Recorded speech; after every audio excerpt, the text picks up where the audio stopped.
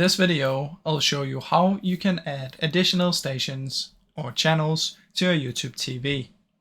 Now what you want to do is you want to follow these steps right here. You want to go to your YouTube TV account. If you're on the computer, just search for tv.youtube.com. On the mobile device, just open the app and sign in. From in there, you want to head over to the settings, click on your profile picture and click settings, then go to membership settings. And under membership, you'll be able to see that there's a lot of add-ons that you can add. So you'll get a whole list of additional stations and stuff that you can add.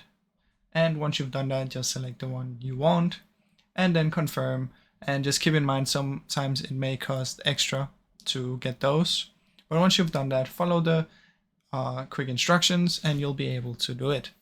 Now that's basically how it works, guys. Now I really hope you enjoyed this short video.